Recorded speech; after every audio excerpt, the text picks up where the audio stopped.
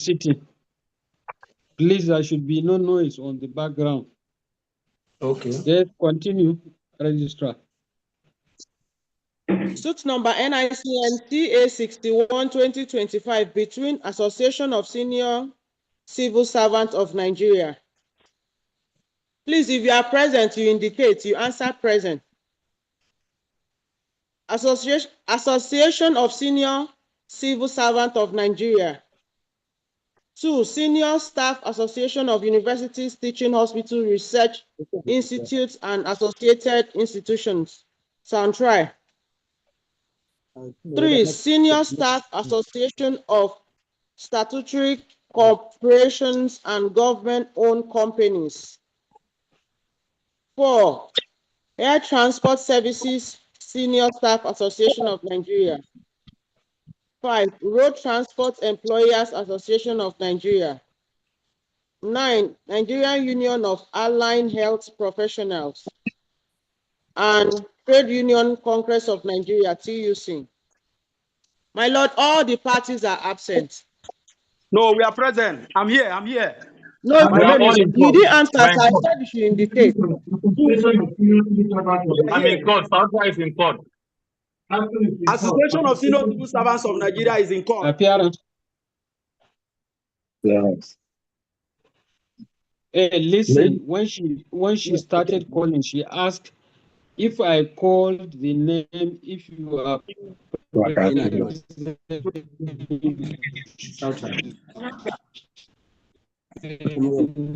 should indicate you are present, and you did not indicate.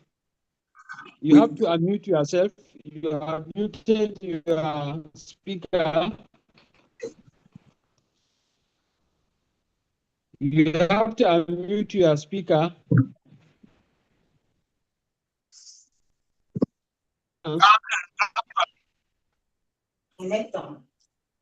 Network. Appearance, please. May it please, my lord. Yes. Akpama, my lord. For the claimants. Yes. Akpama. Yes. Any other appearance? The judge. Counsel, you have to unmute yourself. Counsel, you have to unmute yourself. Okay. Yes, my lord. Chief Anthony Eyo appears with Emmanuel Eyonsa and Peace Nsemmo, Mrs. I can't see them until I see them. That is when I can record them. If I cannot see them, I can record Hello, we are here. See them.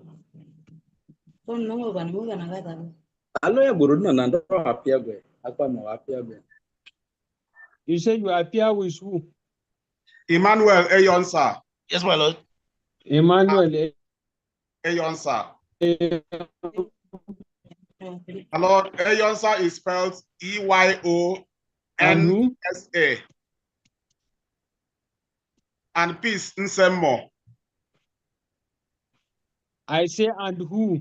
And Peace Nsemmo, Mrs. Yes, I had you. I had you, Peace Nsemmo. Yes, my lord. This matter is for judgment. The judgment of the court is ready. By the originating summons dated and filed on 25th day of November 2025, were dated and filed on 25th day of November. The claimant submitted twin questions for resolution. They are: 1, whether considering the express provisions of Article E and K of the Procedure for State Council Delegate Conference 2025 and Rule 11,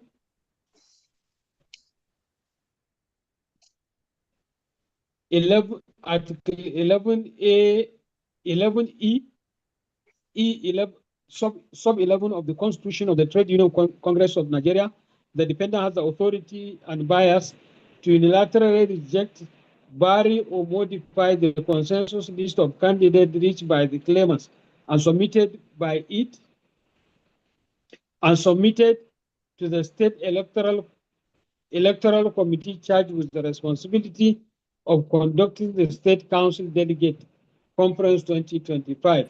2. Whether considering the express provisions of Article J, K, and Q of the procedure for State Council Delegate Conference 2025, the defendant can impose persons who did not obtain nomination within the time stipulated for collection and return of such form or send in the name of candidate and delegate or mandate as mandatorily required under the procedure for state delegate. Anticipation of favorable resolution of the twin questions submitted to the court, the claimants pray for the grant of the following reliefs. They are: 1, a declaration that by the clear and unambiguous provisions of Article E and K, well, counsel, due to time constraint and also considering the weather, I think I should skip reading the reliefs. I will skip all the preliminaries. They are captured in the body of the judgment. The case of the claimant, that of the defendant. I should also skip reading the submissions of counsel for the claimant, those of counsel for the defendant, and also the reply on points of law based on the further and better I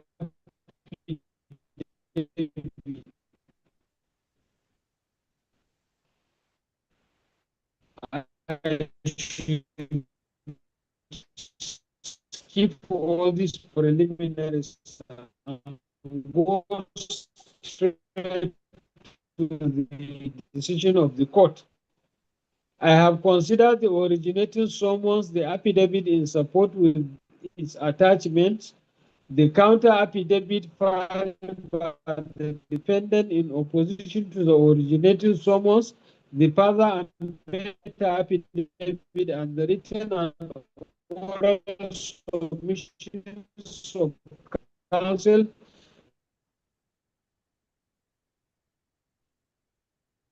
for the parties in adumbrating their respective position of their clients.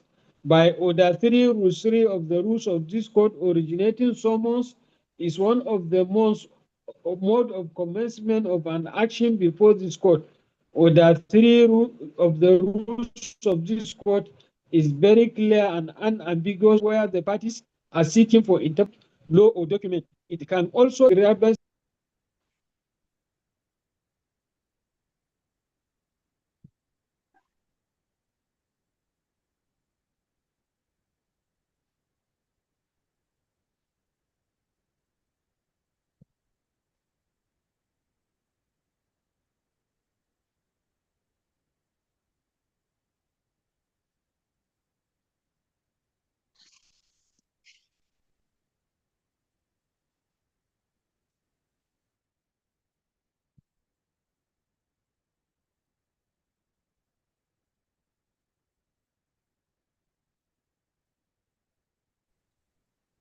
I don't know why the network, I think the service is best suited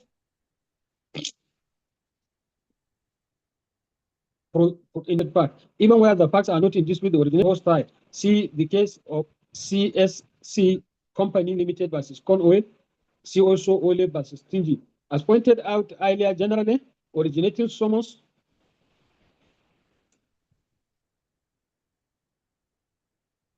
are for disputes that are not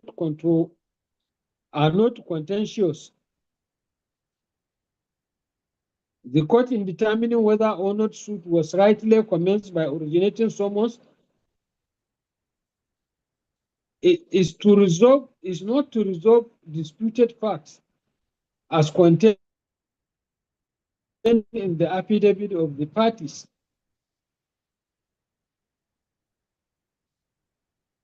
The facts in the affidavit opposing the processes if they are hostile. The originating summons procedure is not suited for the resolution of that dispute. In the instant case, the relief sought by the claimants and the fact deposed to that are riotously contentious. I should stress here that the defendant in an action commenced by originating summons is expected to file counter, where its file counter affidavit does not tantamount to matter being contentious. The dispute on facts which by use of origination must be substantial materials and affecting the live issues in the matter, where the dispute are peripheral are not material to the live issues. A careful perusal of the entire content of the provisions of Order 3, and in particular Rules 16, Sub-Rule 1 and 2, 17.1 ABC of the National Industrial Court Rules 2017, it will reveal that originating summons is one of the processes meant for commencement of action before the court for any person claiming interest under an enactment, constitution, agreement, or any other written instrument that such person may by originating summons apply to the court for determination of any question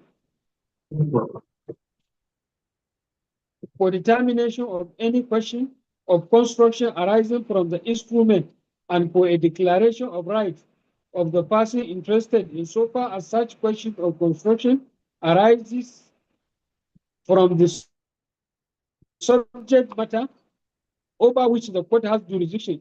If the party activating the interpretative jurisdiction of the court shall indicate with sufficient particularity the provisions or part of the document sought to be interpreted. In activating the interpretative jurisdiction of the court, the rules of the court clearly envisage that the originating summons must contain questions for construction arising from the instrument invoked and the declaration of rights to be made. The declaration of rights depends on the answers to the questions formulated for determination in the application by way of originating summons. A claimant intended to benefit from this time effort-saving procedure under Order 3 of the rules of this court must raise the question or questions for determination on which he seeks the determination of the court. This means real issues placed before the court for adjudication were those raised in the originating summons, and those are the issues this court will have to deal with. In the case at hand, the defendant chose to formulate 3 distinct questions, which were argued in his address along with the counter affidavit. Going by the rules of this court, it is the questions submitted by the claimant that are to be considered in determining the originating summons. The counsel for the defendant is equally bound by the questions submitted by the claimant, as the defendant is not permitted to deviate from the case put forward by the claimant for resolution by the court. However, the defendant decided to choose to formulate 3 issues for determination. The first issue questions the locus standi and authority of claimant to institute this action. The second question alleging that this suit is a result of internal democratic processes of a labor union and this court ought to not interfere or delve into it. The third question is whether the claimants have exhausted the internal dispute resolutions available within their affiliate union and the Trade Union Congress of Nigeria before approaching the court. It is clear from the counter affidavit of the defendant and the written address filed along with it that the defendant is raising objection to the case of the claimant, though the appropriate thing to do is to file a separate motion or notice of preliminary objection after filing the counter affidavit for the objection to be determined in limine. However, the path taken by the defendant is to argue the objection in its defense. In view of the nature of the 3 issues raised by the defendant, I shall first and foremost determine the 3 issues which are capable of terminating the existence of this suit if the issues are determined in favor of the defendant against the claimant. On locus standi, the defendant posted that the claimants lack locus standi to institute this action. The action is incompetent and should be struck out, irrespective of the merit or the merit of the claim, as the concept of local standard is designed to prevent busybodies from litigating matters on which they have no legally recognized interest and protect judicial processes from being converted into a forum for political or factional battles. Counsel further submitted that since the claimant purport to institute this suit for and on behalf of affiliate unions, irrespective of in representative capacity or collective or as a collective action, courts have insisted on strict proof of authority, but they fail to place before the court any material as such as a resolution of the union or written authority or any form of document mandating it or authorizing them to institute this action. Hence, expressly this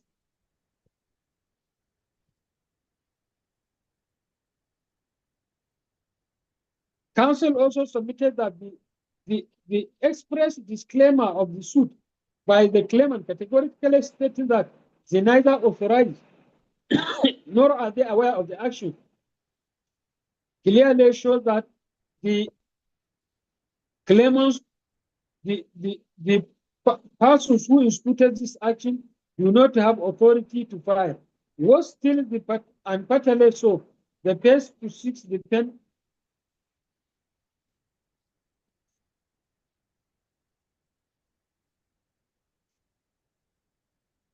have stated that there are contained in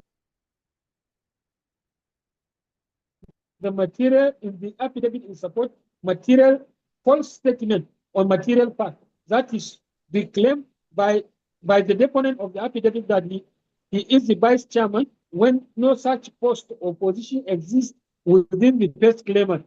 The denial of authority has made standing to evaporate instantly.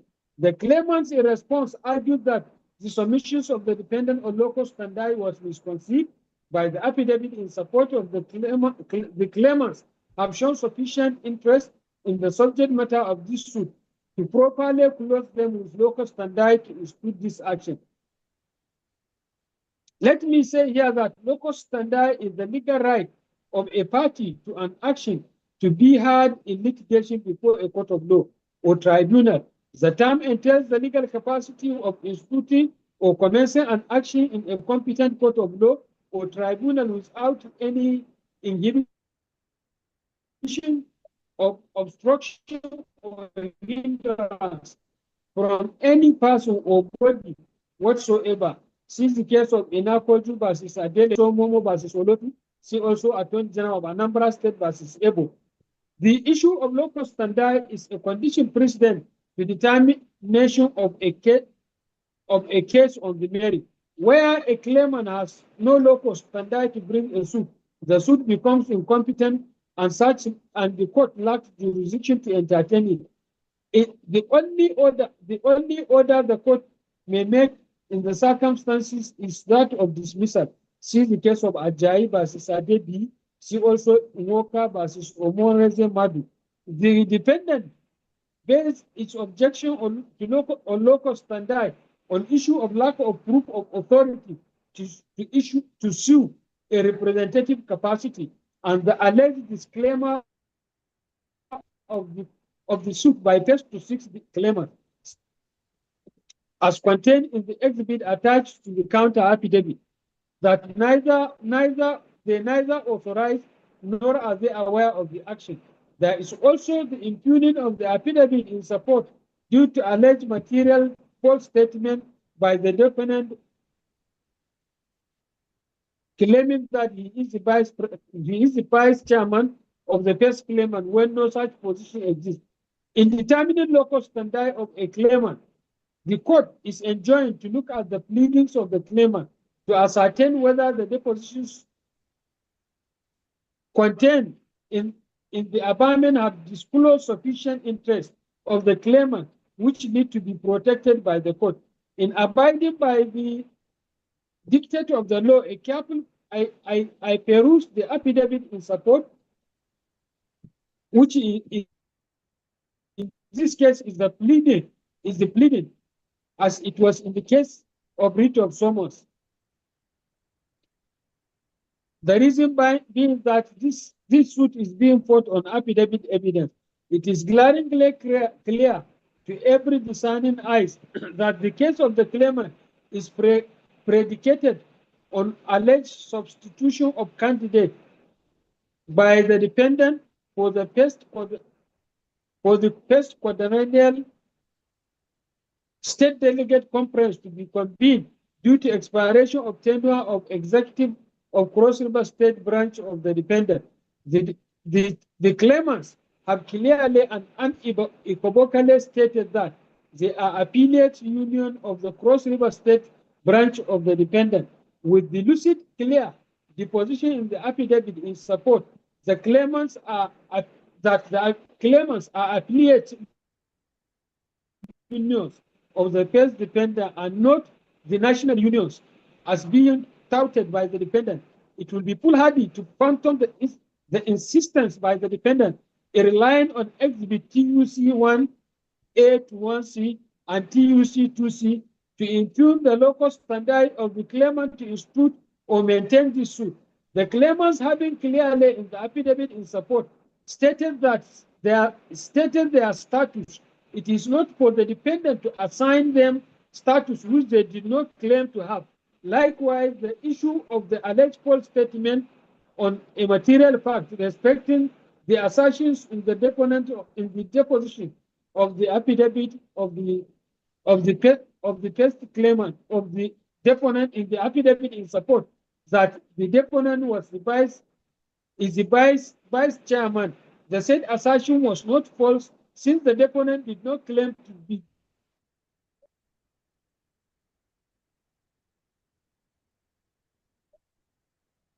deposing the said affidavit for and on behalf of the national appeal that the deponent is the vice chairman of first claimant Cross River State branch and not national chapter.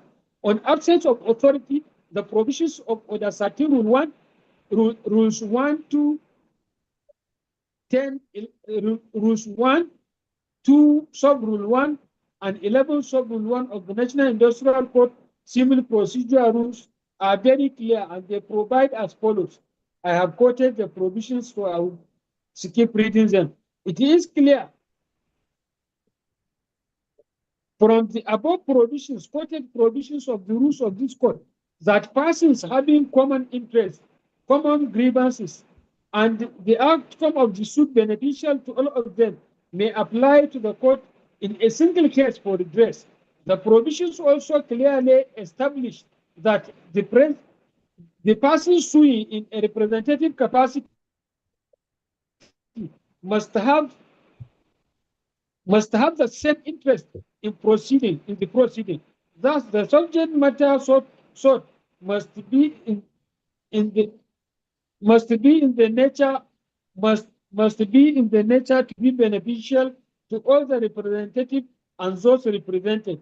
See the case of Ainde and others versus Akanji and others.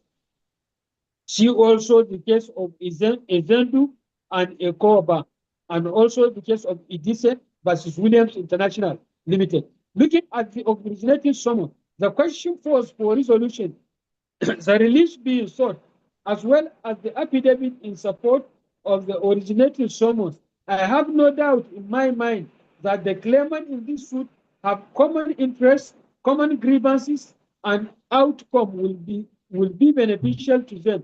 The reason being that the questions are relief sought in respect of convening the first quadrennial state delegate conference for election of new executive officers of the Cross River State branch or chapter of the defendant, to which the claimants are affiliates and entitled to participate through their members. One vital question that need answer at this moment is, are the claimants suing in representative capacity for them to be required to adduce evidence in that respect? The originating summons is clear on its face. The claimants sued in their own respective right capacities as claimants and not suing in representative capacity. This means the objection based on non-production of authority to sue is misconceived. Assuming but without considering that this action was commenced in representative capacity, the dependent does not have the bias to challenge that capacity in which claimants sued. It is only the claimants. It is only the claimants must, it is one or more of the claimants that can contest the validity of the authority, not the dependent, i.e. members of the group or class that granted such, that were allegedly to have granted that represented authority that can challenge the authority. See the case of SPDC Lagos. A person suing or claiming to maintain an action on behalf of other party or parties in a representative capacity must disclose same in the statement of claim. See Bamisele versus Osusumi and others. See also Abubakar versus Usman. However, on the basis of the complaint, there is nothing to suggest that this action was brought in a representative capacity, although it is recognized that the claimants have the same interest and obviously common grievances. Yet it does not give the present case the courting or representative action or the toga of a representative action. In fact, in their affidavit in support, the claimants stated that they were affiliates. They are affiliates of the Cross River State Branch Union of the Dependent.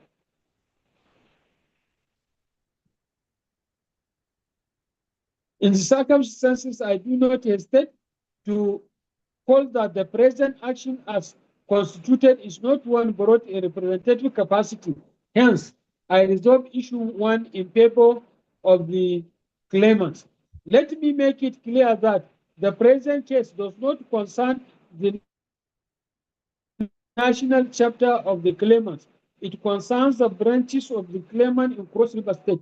It is to be noted that the Trade Unions Act governs registration of trade unions, and once registered, they become legal entity with power to sue and be sued. Trade union occupied a special statutory position in our labor jurisprudence. By virtue of their registration under Trade Union Act, they acquire legal personality.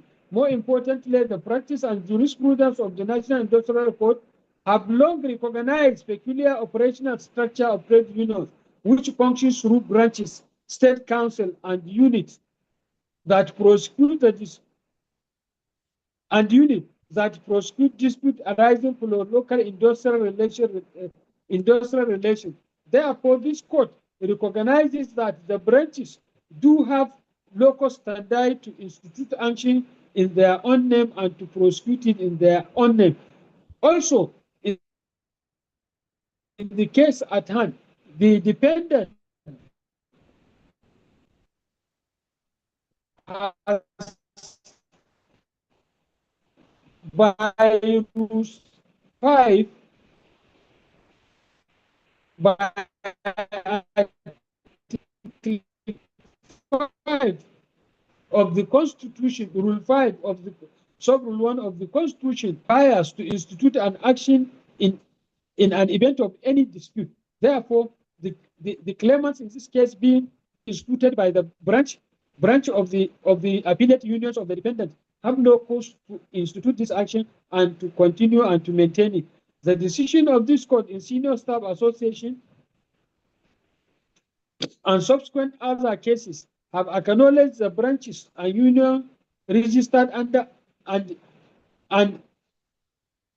and units of registered trade unions may properly approach the court to ventilate grievances, peculiar or Odusote, but the Lagos State government, which is also an unreported decision of this court delivered on 24th May 2012, the court expressly affirms this practice, recognition that to insist in joinder of the national body in every dispute which, according to the court, would unduly hamper access to justice and frustrate the effective resolution of labor dispute. Similarly, in Union of Tippers and Quarry Employees of Nigeria versus National Union of Road Transport Workers are reported, judgment of which was delivered on 5th of May 2022. This court reiterated that the branch unions have the right of audience before the court. From what I have observed, to what brought about the dependent, assuming that the claimant, as shown on the face of the summons, are not national union, and not branch, and not a national union, and not branches, due to the absence of stating on the face of the summons that the claimants are branches and not national chapters. In the circumstances, I am persuaded that the description of the claimant as depicted on the face of the summons without adding branch to the name does not derogate the capacity of claimant as branches and not national chapters. Therefore, to accede to the request of the defendant to hold that claimants on the face of the summons are national chapters and not cross-river branches will amount to giving prominence to technicality, thereby jettisoning substance. In labor adjudication, substance must prevail over technicality. I therefore hold that registered trade unions are competent to institute this action before the court, as they have the requisite locus standi to prosecute this matter. Once the correct legal person is before the court, but its description is inaccurate or incorrect, incomplete, was stated in an incomplete manner, like or in error, as it was done in this case, it only amounts to a misnomer rather than a fundamental defect. The Supreme Court has consistently held that a misnomer, as opposed to suing a non-existent or wrong party, is curable. The underlying rationale is that the court concerned with substance and not mere technicality. Technical description of parties. In my considered view, the absence of putting branch in the names of the claimants is at worst an irregularity in the description of their names, which does not go to the root of the to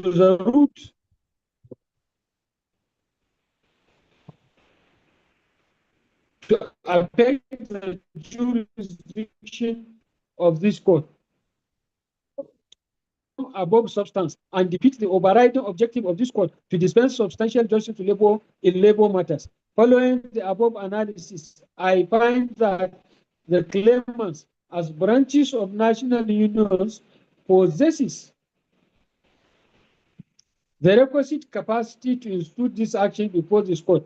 I further hold that the manner in which the claimant sued does not render the suit incompetent. The defect in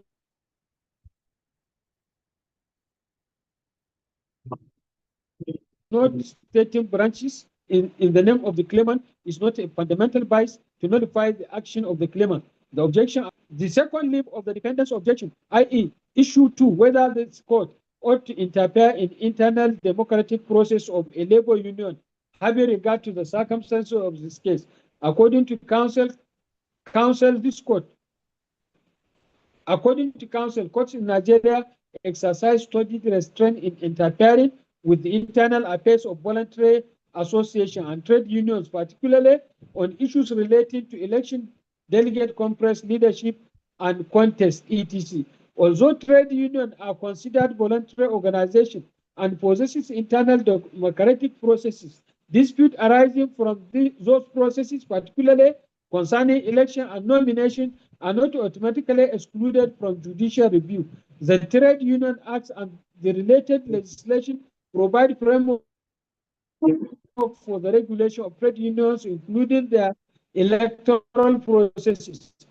The Trade Union Act governs the formation of registration and operation of trade unions in Nigeria, while it emphasizes supervises internal democracy. It does not explicitly hold the jurisdiction of court regarding dispute arising from union election or nomination. General electoral laws, such as the Electoral Act, focus on political election, establish principle of fairness and due process that may inform judicial approaches to dispute in other electoral contexts, including trade union where applicable. The courts generally retain jurisdiction to ensure that the internal rules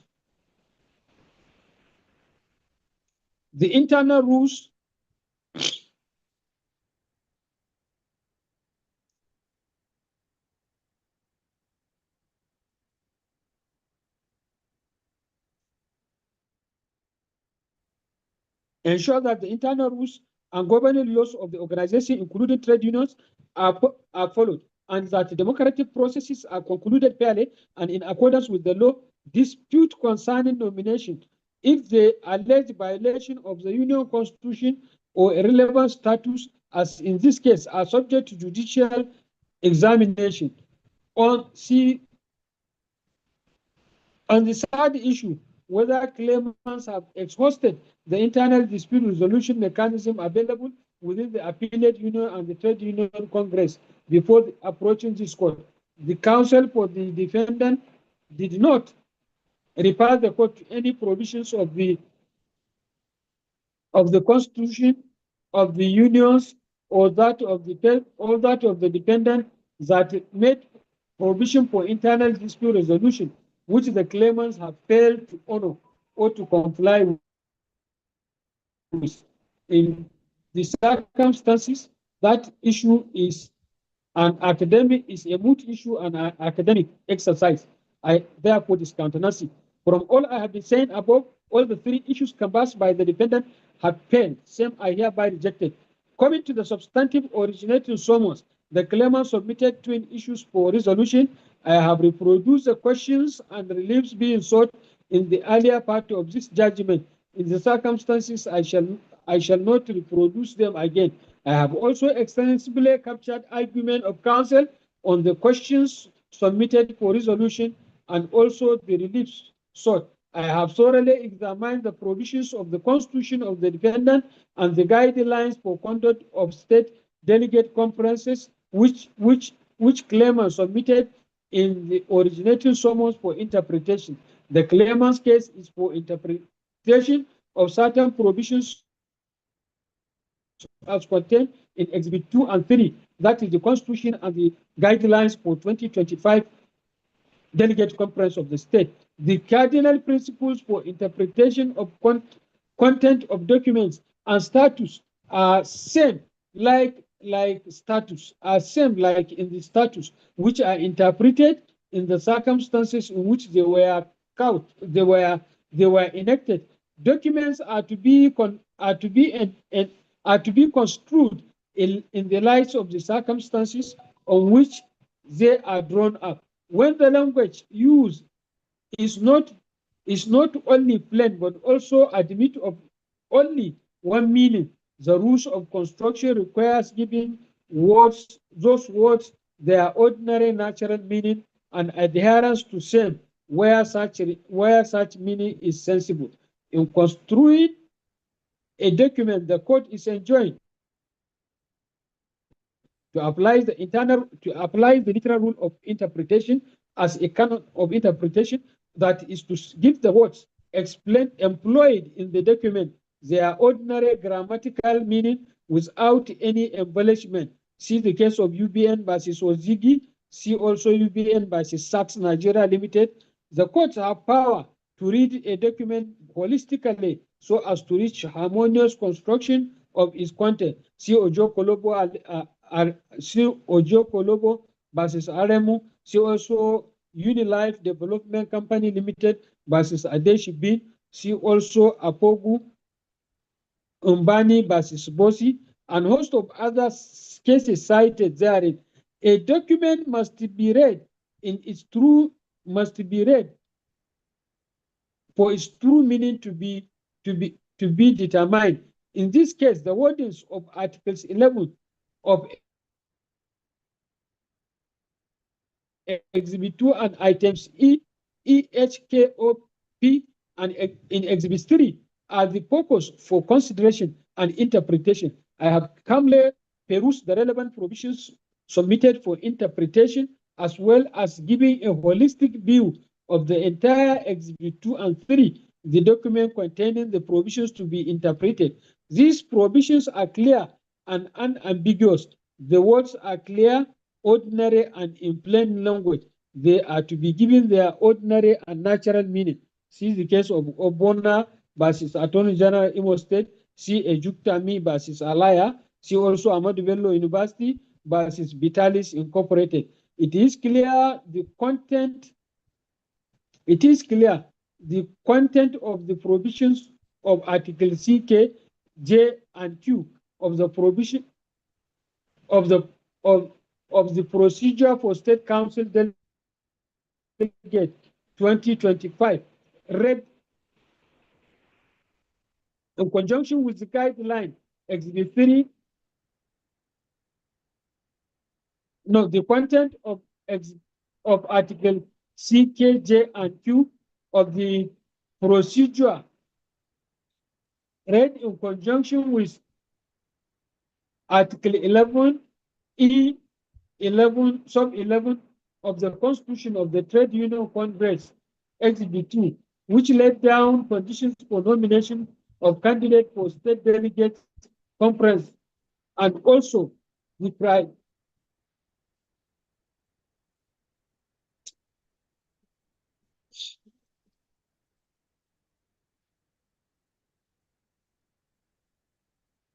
Which set the conditions for nominations of the candidate for the delegate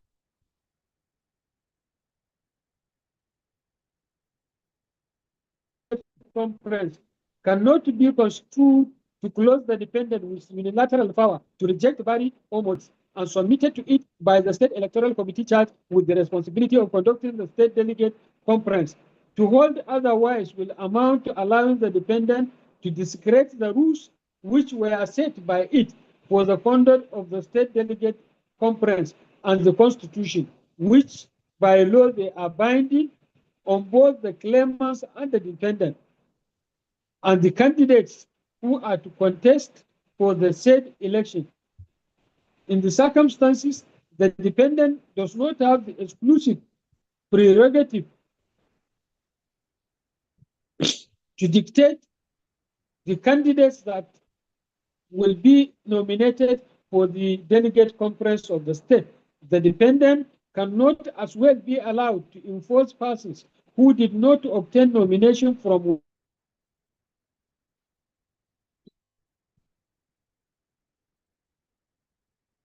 within from the affiliates within the time frame stipulated for the collection and return of the said forms, or send names of their candidate mandatorily required under the procedure for the state delegate conference.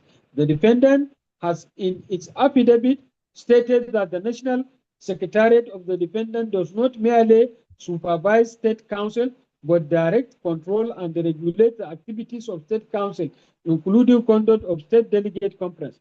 The state council derives their authority entirely from National Secretariat in accordance with the Constitution of the dependent. This means that the dependent will not be allowed to deviate from the rules governing the conduct of the state delegate as contained in Exhibit 2 and 3, which were the documents which this court has to interpret. The dependent was wrong in stating that the power to nominate candidates for state delegate conference was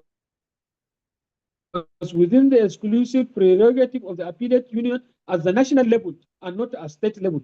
As far as Exhibit 2 and 3 are concerned, the appellate unions made nomination submitted to the state branch, who in turn forward to the national union.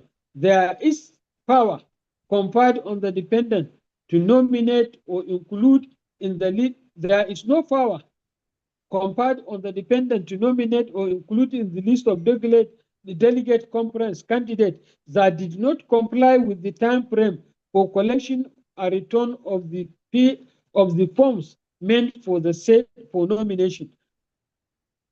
Those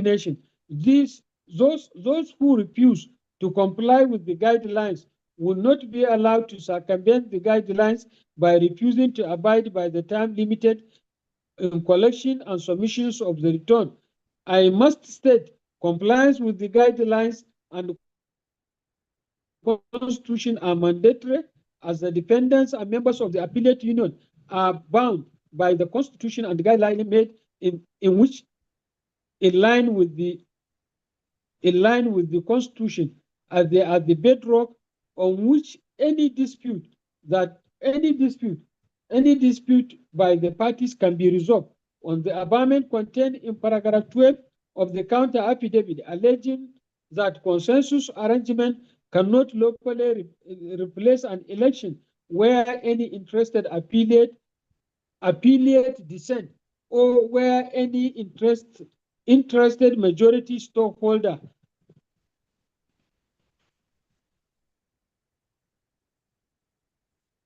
did not participate or opt out of the said consensus arrangement. There is no evidence adduced by the defendant before the court to establish that there was any dissent from any of the appellate unions concerning the consensus list, which was sent to the defendant. The claim that Pengason was not part of the consensus, they can only field candidates that comply. They can only field. It is my view that they can only field candidates that comply with the timelines contained in the guideline.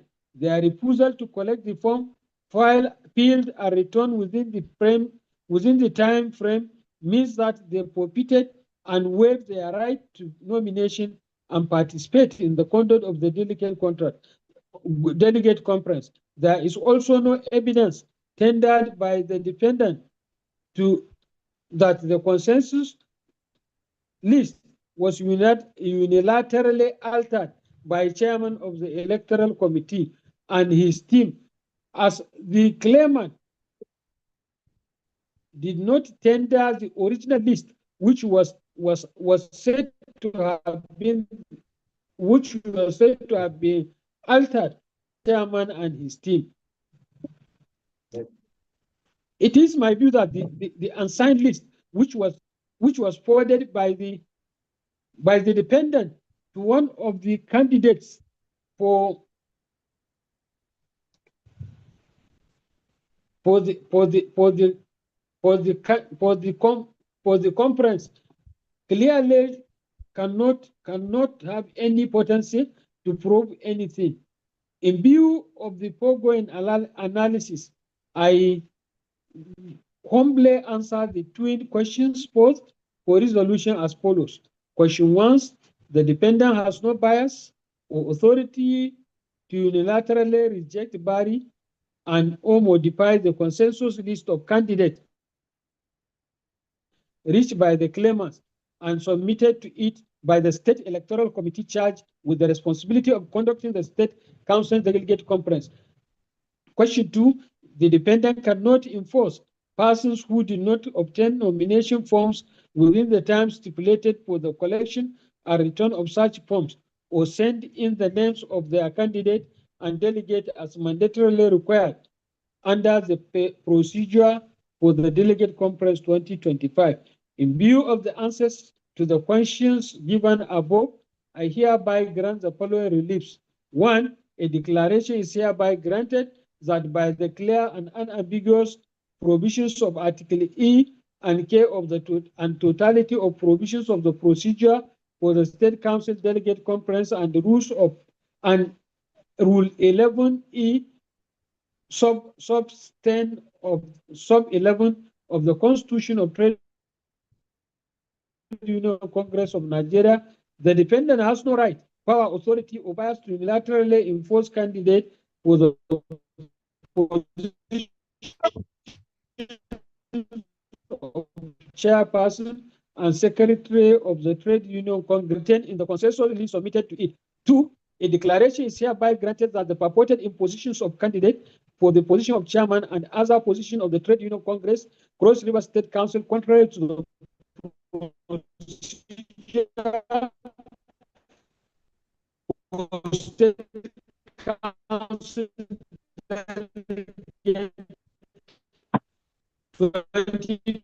2025 and is ultra-biased and is so facto incompetent, illegal, null, and void.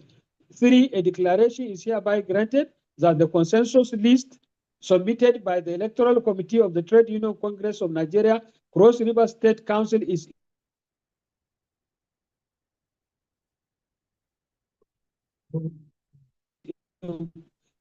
in complete compliance with the procedure for State Council Delegates Conference 2025 remains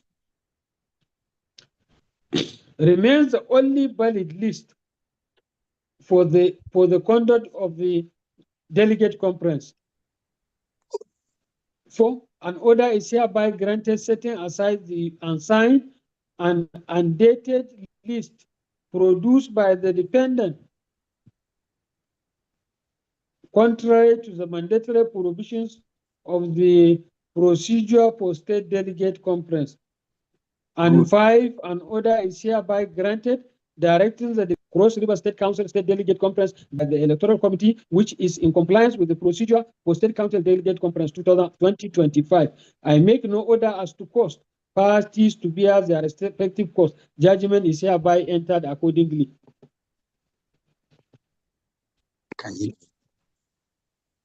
Why is this thing doing like this? Yes, I have. You don't finish, you don't. Yes, Registrar. Solidarity! Any other matter? Registrar. As a court pleases. a court pleases. Boss, we don't win. Yes, thank We you, don't. Council. We have come to the end of the, with the judgment, we have come to the end of the virtual sitting. The administrator, please, you can go ahead to discontinue with the sitting. Thank you, my lord. Obliged, my lord.